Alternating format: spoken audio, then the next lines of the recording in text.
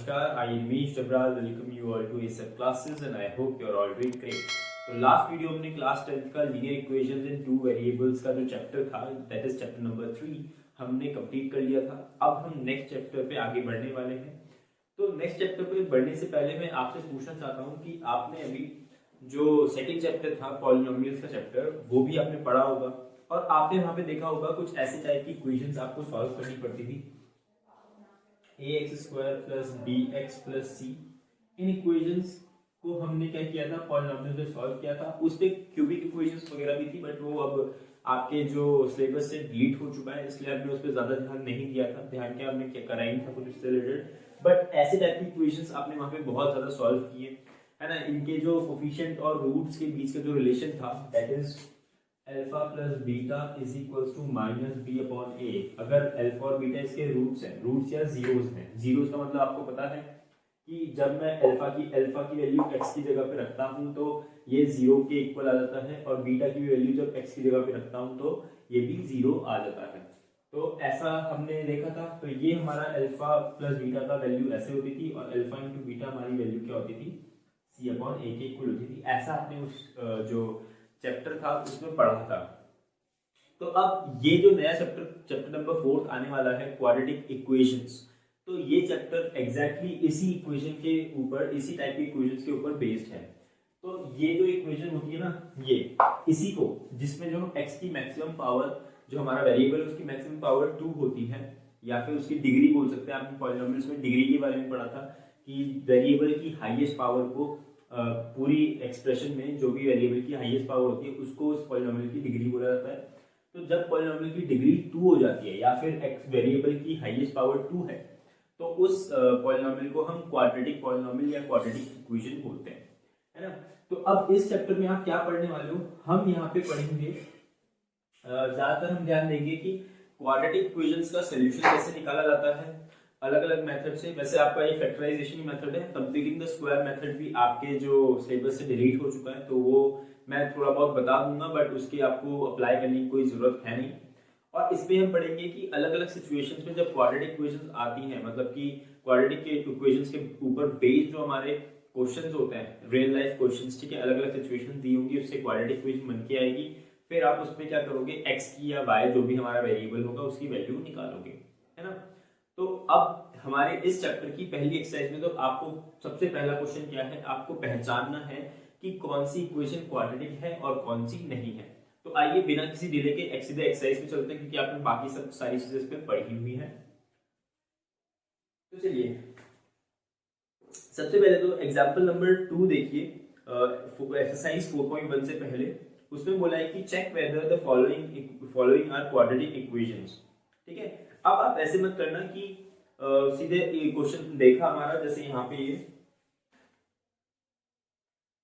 First question है x - 2 का whole square plus 1 is equals to 2x - 3, ठीक है। अब इक्वेशन को डायरेक्टली आप देखते ही ये मत बोल देना कि ये क्वाड्रेटिक इक्वेशन होगी, क्योंकि कई बार ऐसा होता है कि इसको जब सिंप्लीफाई करते हैं तो x² क्या हो जाता है, कट जाता है और जिससे क्या बन जाता है, ये सिर्फ एक लीनियर इक्वेशन रह जाती है या क्यूबिक इक्वेशन आ जाती है अगर क्यूब वाला भी आ रहा है ना। तो बिल्कुल सिंप्लीफाई करना और जब आप पूरी तरीके से श्योर हो जाए कि ये क्वाड्रेटिक इक्वेशन ही है, मतलब स्टैंडर्ड फॉर्म में कन्वर्ट करने के बाद, तो तब आप बोल सकते हैं कि it is a quadratic equation, ठीक है। तो चलिए यहाँ पे देखते हैं। तो देखो यहाँ पे a - b के होल स्क्वायर के थ्रू इसको खोल दूंगा तो क्या आएगा, x² + 4 - 4x ऐसा आ जाएगा plus 1 is equals to 2x - 3। अब क्या करो, इन सबको यहाँ शिफ्ट कर दो। अब आपको क्लियरली दिख रहा होगा x² यहाँ पे देखो 2x - 2x हो जाए तो -6x, 4 + 1 5, 5 + 3 8, तो 8 इज इक्वल्स टू 0। तो ये आपको दिख रही है कि क्वाड्रेटिक इक्वेशन है, तो आप इस पे लिख देना कि yes it is a quadratic equation. और फिर नेक्स्ट क्वेश्चन देखते हैं। नेक्स्ट क्वेश्चन क्या बोल रहा है, सेकंड पार्ट बोल रहा है हमारे एग्जांपल नंबर 2 का x into x plus 1 plus 8 is equals to x plus 2 into x minus 2, ये है। तो इसको आप सॉल्व करके देखते हैं। तो आपको देखने से यहाँ पे भी लगेगा कि शायद ये क्वाड्रेटिक इक्वेशन हो, पर देख लेते हैं क्या आने वाला है आंसर। तो यहाँ पे इसको मल्टीप्लाई करेंगे तो x² + x plus 8 is equal to, यहाँ पे भी A plus B into A minus B है, ये A plus B into A minus B, तो क्या होता है A square minus B square, तो 2 का स्क्वायर 4। तो देखो ये एक्स स्क्वायर से एक्स स्क्वायर कैंसिल हो जाएगा, यहां से आपकी वैल्यू आ जाएगी एक्स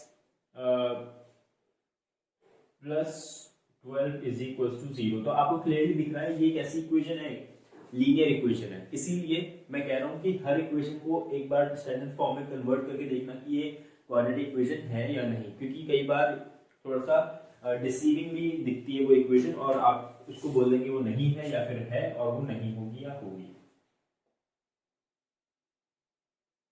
थर्ड पार्ट बोल रहा है कि x 2x plus 3 is equal to x square plus 1। ये इक्वेशन है हमारी, तो देख लेते हैं, सॉल्व करते हैं इसे। तो ये हो जाएगा 2x square plus 3x is equal to x square plus 1। तो देखो ये एक्स स्क्वायर इधर आके माइनस होगा, तो बचेगा x square plus 3x minus 1 is equal to 0। तो दिख रहा है ये साफ कि ये क्वाड्रेटिक इक्वेशन है, तो ये हमारी होगी। चलिए फिर नेक्स्ट क्वेश्चन देखते हैं। मैं इस किताब को हाथ ही में रख लेता हूँ, बार बार उधर जाना पड़ रहा है। तो फोर्थ वाला पार्ट देखते हैं, x प्लस 2 का whole cube is equal to x cube minus 4। ये हमें दे रखा है, तो चलिए इसको सॉल्व करते हैं। तो ये आ जाएगा x cube A cube plus B cube, तो 8 हो जाएगा B cube plus 3a square B, तो 3 इंटू 2 इंटू एक्स स्क्वायर, क्योंकि a स्क्वायर है ना, a स्क्वायर और b ऐसे ही हो जाता है, प्लस 3ab स्क्वायर, तो 3 into x into B square 4 is equal to में आ जाएगा एक्स क्यूब माइनस 4। तो ये एक्स क्यूब से एक्स क्यूब कैंसिल हो गया, यहाँ पे आ जाएगा आपका 6x स्क्वायर और ये हो जाएगा प्लस 12x, और ये 8 और ये प्लस 12 इज इक्वल टू 0। तो 6 कॉमन आ जाएगा, तो ये हो जाएगा x square plus 2x plus 2 is equal to 0। तो ये भी आपकी क्वाड्रेटिक इक्वेशन हमें दिखाई दे रही है, इसीलिए इसको भी आप लिख देना। फोर्थ क्वेश्चन भी हो गया हमारा। तो चलिए हमारा एग्जाम्पल नंबर 2 पूरा कंप्लीट हो चुका है। अब चेक करना, अब एक्सरसाइज 4.1 के जो क्वेश्चन नंबर 1 के सारे पार्ट्स हैं उनको करके देखते हैं। मैं यहाँ पे आपको सारे पार्ट्स करके दिखा रहा हूँ कि आपको किसी भी क्वेश्चन में आपको कंफ्यूजन ना रहे, ठीक है। देखिए क्वेश्चन नंबर 1 हमारी एक्सरसाइज 4.1 का फर्स्ट पार्ट क्या है, ये है x प्लस 1 का whole square is equal to 2 into x minus 3। तो आपको क्लियरली दिख रहा होगा यहाँ पे, तो मुझे साफ मैं बोल सकता हूँ कि ये आप समझ जाएंगे कि क्वाड्रेटिक इक्वेशन ही है, बट फिर भी इसे कर लेते हैं। X square plus 1 plus 2x यहाँ पे हो जाएगा, क्योंकि a प्लस बी का whole square is equal to 2x minus 6। तो ये आ जाएगा, इधर से कैंसिल हो जाएगा, माइनस 6 प्लस हो जाएगा, तो प्लस 7, तो x square plus 7 is equal to 0। तो ये आपकी इक्वेशन आई है हमारी। तो ये क्वाड्रेटिक इक्वेशन है, क्योंकि यहाँ पे वेरिएबल की पावर क्या है, मैक्सिमम 2 है। तो चलिए फिर देखते हैं सेकंड पार्ट, देखते हैं क्या बोल रहा है। सेकंड पार्ट में बोल रहा है x square minus 2x is equal to minus 2 into 3 minus x. तो ये ऐसा बोल रहा है, तो इसको भी सॉल्व करते हैं। तो ये आएगा x square minus 2x is equal to minus 6 plus 2x। तो ये दोनों उधर चल जाएंगे, तो x square minus 4x plus 6 is equal to 0। तो ये भी आपकी एक क्वाड्रेटिक इक्वेशन हमें दिखाई पड़ रही है, तो इसको भी लिख देना। थर्ड वाला पार्ट देखते हैं, x minus 1 minus 2 into x plus 1 is equal to x minus 1 into x plus 3। ये हो जाएगा आपका ऐसा। तो इसको सॉल्व करते हैं, यह आ जाएगा x square minus 2x plus x minus 2 is equal to, यहाँ पे भी सेम केस। देखो कैसे करते हैं, x को दोनों से मल्टीप्लाई किया ये आया, इसको दोनों से मल्टीप्लाई किया तो ये आया, ठीक है। और यहाँ पे भी वही सेम करेंगे, x को दोनों से मल्टीप्लाई किया तो एक्स स्क्वायर और प्लस 3x, माइनस 1 को दोनों से मल्टीप्लाई किया माइनस x माइनस 3, ये ऐसा आ गया। तो देखो एक्स स्क्वायर यहाँ पे मुझे एक्स स्क्वायर से कटता हुआ दिखाई दे रहा है, और कुछ और है, तो यहाँ पे हो जाएगा minus x minus two is equal to 2x minus 3। ये दोनों इधर शिफ्ट हो जाए तो इन दोनों को इधर शिफ्ट करते हैं तो ये आ जाएगा 3x minus 1 is equal to 0। ये देखिए आपको साफ दिख रहा है कि ये क्वाड्रेटिक इक्वेशन नहीं है, इसीलिए क्या हो जाएगा, ये हमारी लीनियर इक्वेशन बन गई है। तो फोर्थ पार्ट देखते हैं, x minus 3 into 2x plus 1 is equal to x into x plus 1। ये आपका कुछ ऐसा है क्वेश्चन, तो देख लेते हैं। तो देखो क्या करना है इसमें, x ये 2x स्क्वायर हो जाएगा, ये x 1 से मल्टीप्लाई होगा 1x, 3 इधर से मल्टीप्लाई होगा तो माइनस 6x माइनस 3 माइनस 1 से 1 प्लस 1 से मल्टीप्लाई होगा तो x स्क्वायर प्लस 5x। देखो ये इधर आएगा तो 2x स्क्वायर से एक x स्क्वायर बचेगा, x ये माइनस 5x और वो उधर से माइनस 10x हो जाएगा ये, और ये माइनस 3 बचा रहेगा इज इक्वल टू 0। तो ये भी क्या है, आपकी एक क्वाड्रेटिक इक्वेशन आ रही है, तो इसको भी आप लिख दीजिएगा। फिर फिफ्थ वाला पार्ट देखते हैं इसका, मैं फटाफट करके दिखा रहा हूँ क्योंकि ये मुझे लगता है आप इजीली समझ पाएंगे क्या हो रहा है। अगर ना समझ में आए तो आप कमेंट सेक्शन में गो करके बता सकते हैं, कमेंट करके x plus 5 into x minus 1, ये आपकी इक्वेशन है। तो इसको सॉल्व करना है, तो देखते हैं 2x इंटू एक्स तो 2x square, 2x into minus 3 तो माइनस 6x माइनस x हो जाएगा, ये माइनस माइनस प्लस हो जाएगा प्लस 3 इज इक्वल टू ये यहाँ मल्टीप्लाई होगा x square minus x plus 5x minus 5। तो ये आ जाएगा, इधर आके ये एक्स स्क्वायर ही बचेगा, ये इधर 4x इधर आके यहाँ पे क्या हो जाएगा माइनस 7x और यहाँ का 4x आएगा और वो भी माइनस 4x ही होगा, और ये प्लस 3 यहाँ पे माइनस 5 इधर आके प्लस हो जाएगा प्लस 8 इज इक्वल टू 0। तो यहाँ से आ जाएगा x square minus 11x plus 8 is equal to 0। तो ये आपकी क्वाड्रेटिक इक्वेशन है। चलिए सिक्स पार्ट देखते हैं। सिक्स पार्ट में बोल रहा है x square plus 3x plus 1 is equal to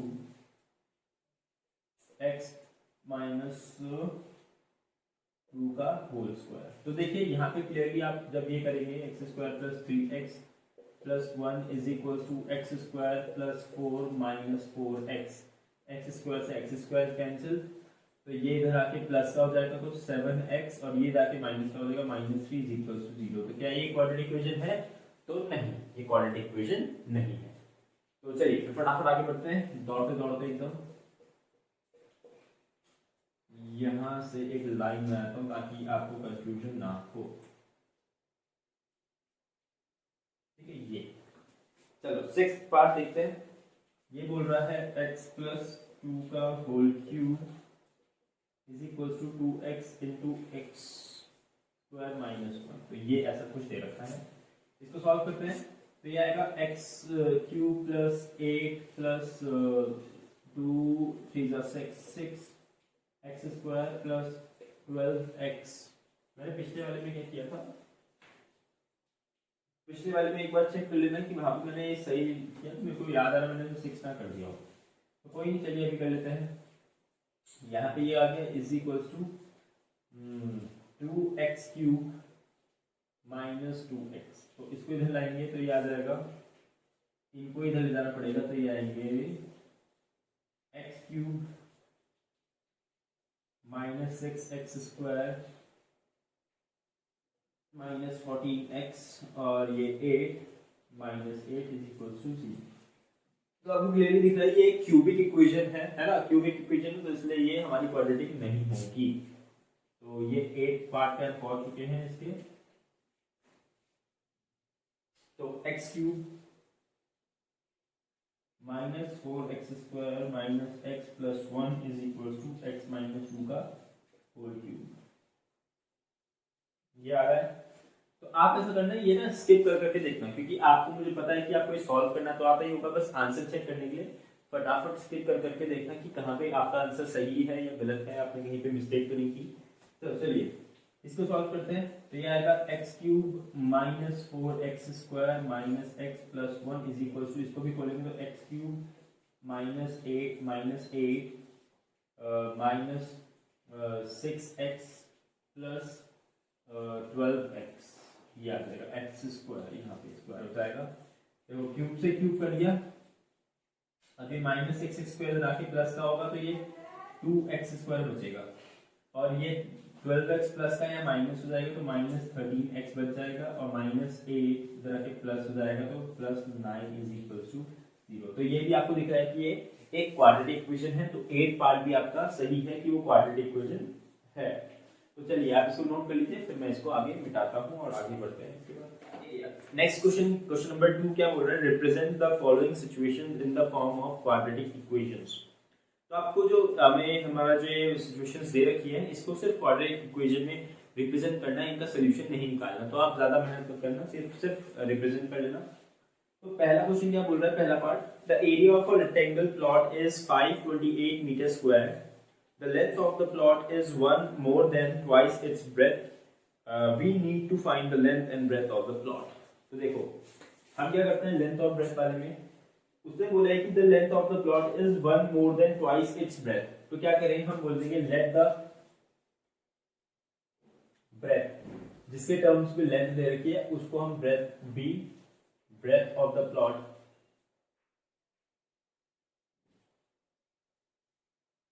bx, हमने ये बोल दिया ये x है, फिर हम बोलेंगे then length is equals to,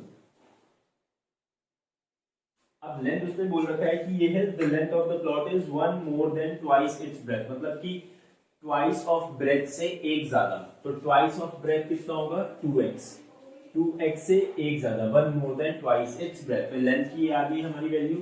अब उसने बोला है एरिया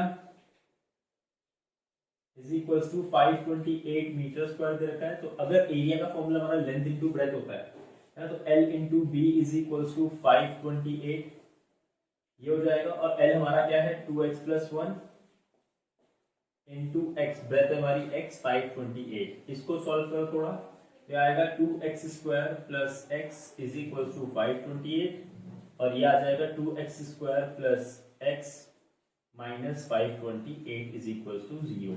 तो ये आपकी क्वाड्रेटिक इक्वेशन आ गई, इसके आगे आप इसको सॉल्व करने की जरूरत नहीं है, x की वैल्यू निकालने की कोई जरूरत नहीं है, क्योंकि उसने सिर्फ रिप्रेजेंट करने को ही बोला है। तो चलिए आप इसे नोट कर लीजिए, फिर हम नेक्स्ट वाला क्वेश्चन देखते हैं। देखिए next question, question number second का सेकंड पार्ट देखो, the product of two consecutive positive integers is 306, we need to find the integers। देखो consecutive integers उसने बोला है, तो consecutive positive integers का मतलब क्या हुआ, एक तो वो positive है, दूसरा क्या है consecutive है, consecutive का मतलब होता है एक के बाद एक, तो consecutive integers मान लो अगर एक integer x है तो दूसरा क्या हो जाएगा x प्लस 1 हो जाएगा क्या, क्योंकि देखो 2 के बाद क्या आता है 3, तो 2 में 1 प्लस करते हैं तभी 3 बनता है, वैसे ही ये दोनों क्या है कॉन्जिक्यूटिव है, मतलब एक के बाद एक, जस्ट एक के बाद एक, तो x प्लस 1 हो जाएगा हमारा नेक्स्ट वाला नंबर। अब कभी कभार क्या करता है वो कॉन्जिक्यूटिव पॉजिटिव इंटीजर्स ना देके कॉन्जिक्यूटिव पॉजिटिव इवन इंटीजर्स बोल देता है, तो इवन इंटीजर्स की बात करेंगे या ऑड इंटीजर्स भी बोल दे, तो मुझे बताओ अगर 2 लूं तो 2 के बाद नेक्स्ट इवन इंटीजर कब आता है कॉन्जिक्यूटिव, तो उसमें जब 2 में 2 ऐड करते हैं तो इक्वल्स टू 4 आता है, तो जब भी वो consecutive even positive even integers या ऑड इंटीजर्स बोलेगा तो आपको एक लेना है x और एक लेना है x प्लस 2, ये हमेशा याद रखना। अगर सिंपल इंटीजर्स ही बोले तो x और x प्लस 1 लेना, कोई दिक्कत नहीं है, बट जब इवन और ऑड इंटीजर्स का नाम लेगा तो x और x प्लस 2 ही आपको लेना है, ठीक है। तो चलिए आप इसे ध्यान में रखना है, कहीं पे नोट भी कर सकते हो कि कॉन्जिक्यूटिव इंटीजर्स कैसे लिए जाते हैं x और x प्लस 1, और कॉन्जिक्यूटिव इवन इंटीजर्स या फिर ऑड इंटीजर्स कैसे लिए जाते हैं x और x प्लस 2, ये आपको याद रहेगा तो आपका क्वेश्चन आराम से हो जाएगा। तो देखो अब उसने बोला कि the product of two consecutive positive integers is 306, तो हम बोलेंगे let the consecutive positive integers be x and x plus 1, तो इसका मतलब हो जाएगा प्रोडक्ट, तो x into x plus one is equal to उसने 306 दे रखा है, मल्टीप्लाई कर लो x square plus x is equal to 306, और ये हो जाएगा x square plus x minus 306 is equal to 0। तो ये आपकी क्वाड्रेटिक इक्वेशन आ गई है, तो इसको आप नोट कर लीजिएगा। यहाँ पे आपको इसका सोल्यूशन नहीं निकालना है, सिर्फ रिप्रेजेंट करने को बोल रहा है वो, इसीलिए यहीं पे आपका आंसर खत्म होता है। तो चलिए फिर आगे बढ़ते हैं।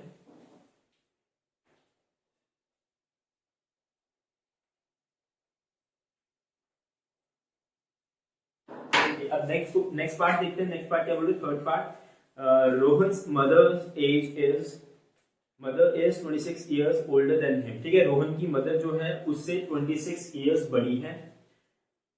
The product of their ages 3 years from now will be 360। We would like to find Rohan's present age. तो हम बोलेंगे अगर Rohan's mother is 26 years older than him, तो हम बोल सकते हैं कि let the present age of Rohan be, let the present age of Rohan be x, ठीक है, हमने x मान ली इसकी एज। फिर देखो उसकी बोला है कि उसकी मदर की एज, मदर्स एज मैं लिख देता हूं, mother's age will be is equals to, तो उसकी मदर उससे 26 इयर्स बड़ी है, तो रोहन की एज में अगर 26 ऐड कर दिया जाए तो मदर की एज हो जाएगी, है ना, बिल्कुल सही है। तो ये हो गया। अब उससे बोला है कि इन दोनों की एज का जो प्रोडक्ट है, the product of their ages 3 years from now, तो अब उससे ये भी बोला है कि 3 years from now, 3 years after. तो आपको ये भी करना पड़ेगा, मैं यहाँ पे लिख भी रहा हूँ, रोहन्स एज कितनी हो जाएगी, तो रोहन की एज क्या होगी, एक्स नहीं रह जाएगी, एक्स में 3 साल और ऐड हो जाएंगे। वैसे ही mother's age is equal to हो जाएगी x plus 26 plus 3 which is further equal to x plus 29, ये हो जाएगी। अब 3 साल के बाद की जो एजेस का प्रोडक्ट है ना, तो x plus 3 into x plus 29 ये दे रखा है इक्वल्स टू किसके, 360 के इक्वल दे रखा है, 360 के इक्वल। अब इसको सॉल्व करो, एक क्वाड्रेटिक इक्वेशन मिल जाएगी, तो ये आ जाएगा x square plus 3x 29x plus 3x और 3 9 27 2 3 2 6 7 8 87 हो जाएगा इक्वल्स टू 360। तो ये हो जाएगा x square plus 32x minus, देखो ये इधर आके माइनस होगा 87 से, तो अगर 360 में से 80 माइनस तो 280 बचता है, 280 में से 7 और माइनस कर दो, 63 बचता है इक्वल्स टू 0। तो ये आपकी क्वाड्रेटिक इक्वेशन आ गई है। आप मेरी अगर मैं कोई कैलकुलेटिव मिस्टेक करूं तो आप चेक कर लेना, तो ध्यान से देख लेना कि यहाँ पे ऐसा ही आ रहा है, तो ठीक है। तो ये क्वाड्रेटिक इक्वेशन है, तो आप इसको भी नोट कर सकते हैं। यहाँ पे ये चीज ज्यादा जरूरी थी कि इनकी 3 साल के बाद क्या एज वगैरह होगी, है ना, तो नोट कर लीजिए, फिर आगे बढ़ते हैं। तो देखिए लास्ट क्वेश्चन इस एक्सरसाइज का क्या बोल रहा है, लास्ट क्वेश्चन बोल रहा है a train travels a distance of 480 kilometre at a uniform speed, if the speed had been 8 kilometre per hour less then it would have taken 3 hours more to cover the same distance. We need to find the speed of the train. तो यहाँ पे आपको बहुत ज्यादा अच्छे से समझने की जरूरत है। तो वो क्या है, यहां से यहां तक 480 किलोमीटर चलता है, मान लेते हैं वो x किलोमीटर पर आवर की स्पीड से गाड़ी चला रहा है। तो अब उसने बोला कि जो उसकी स्पीड है ना, एक्चुअल स्पीड जो पहले की थी 480 ही डिस्टेंस है अभी हमारा, जो एक्चुअल स्पीड x मान ली थी अभी हमने, तो जो x स्पीड थी अगर वो कम हो जाती 8 किलोमीटर पर आवर से, तो ये नई स्पीड बन जाती kilometre 8 minus 8 kilometre per our. तो क्या होता है, इसे 3 घंटे ज्यादा लगते पहले से, मतलब कि यहाँ पे जो टाइम लग रहा था ना उससे 3 घंटे ज्यादा लगते। तो आप पहले तो यहाँ पे बोल देंगे let the actual speed of बस बी एक्स, बस बी एक्स। अब बस है या जो भी है आप चेक कर लेना उस पर, मैंने यहाँ पे बस ही लिख दिया है। अब एक्चुअल स्पीड एक्स है, तो मुझे बताओ time taken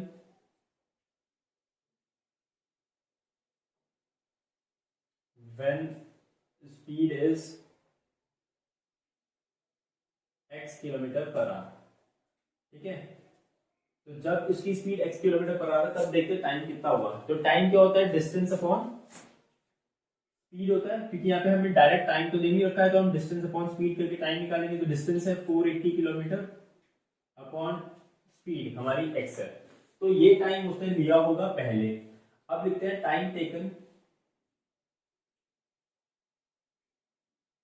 when speed is x minus 8 kilometre per our equals हो जाएगा 480 अपॉन x माइनस 8, ये आ जाएगा आपका टाइम, ठीक है। अब क्या बोला है कि इन दोनों का जो डिफरेंस है, अब देखो मुझे बताओ ज्यादा टाइम किसमें लगा होगा, इस केस में या इस केस में। तो देखो यहाँ स्पीड यहाँ पे कम हुई है, यहाँ पे स्पीड ज्यादा है, यहाँ पे 8 किलोमीटर पर आवर और कम हो गई है, तो टाइम यहाँ पे ज्यादा लगेगा।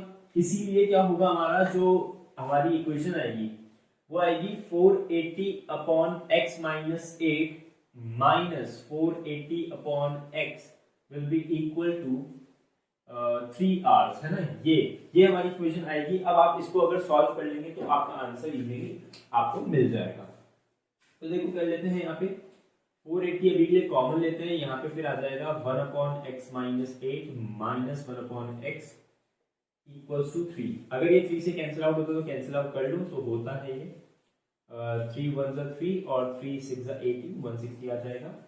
तो 160 यहाँ पे भी एलसीएम लोगे तो क्या आएगा, x minus 8 upon x into x minus 8 is equals to 1, ये ऐसा हो जाएगा। अब देखो ये x और ये x कट जाएगा, ये माइनस और ये माइनस प्लस हो जाएगा, तो 160 into 8 upon x into x minus 8 is equals to 0 नहीं सॉरी 1 जाएगा, ठीक है। इसको क्रॉस मल्टीप्लाई कर दो, इन दोनों को मल्टीप्लाई कर दो, तो 8 16 का कितना होता है 128, 1280 is equals to x square minus 8x, और यहाँ पे आ जाएगा x square minus 8x minus 1280 is equals to 0। तो ये इसकी क्वाड्रेटिक इक्वेशन आई है। तो आई होप आप ये इक्वेशन को अच्छे से समझ गए होंगे, है ना। तो आप ये भी एक नोट कर लीजिए। तो चलिए इस वीडियो में हमने सीखा कि हम किसी भी क्वाड्रेटिक इक्वेशन कैसे पहचाने, है ना। जब भी मैक्सिमम पावर हमारी इक्वेशन की 2 होगी, वेरिएबल की पावर 2 होगी, तो हम उसको क्वाड्रेटिक इक्वेशन बोलेंगे। और कभी भी हमें डायरेक्टली देख के नहीं बताना है, पहले उसको स्टैंडर्ड फॉर्म में लाना है, उसके बाद ही आप बोलेंगे कि वो क्वाड्रेटिक इक्वेशन है या नहीं। दूसरा, हमने स्टेटमेंट्स के थ्रू क्वाड्रेटिक इक्वेशन बनाना इस वीडियो में सीखा। अब हम नेक्स्ट वीडियो में फैक्टराइजेशन करना सीखेंगे, और आपने फैक्टराइजेशन पहले 2 बार कर चुके हो। एक तो क्लास 9 में आपने फैक्टराइजेशन सीखा था क्वाड्रेटिक इक्वेशंस का, है ना, और एक बार आपने अभी जो पॉलिनोमियल्स का चैप्टर था वहां पे भी आपने फैक्टराइजेशन करना बहुत बार कर लिया होगा आपने। और यहाँ पे भी वही सेम चीज हमें करनी है, हमें क्वाड्रेटिक इक्वेशन बनानी होगी, उसके बाद उसे सॉल्व करना होगा, इतना ही काम है। तो नेक्स्ट जो वीडियो होगी उसमें हम इक्वेशंस बनाएंगे और उनका सोल्यूशन भी निकालेंगे। तो चलिए फिर नेक्स्ट वीडियो में मिलते हैं, तब तक के लिए मेहनत करते रहिए, धन्यवाद।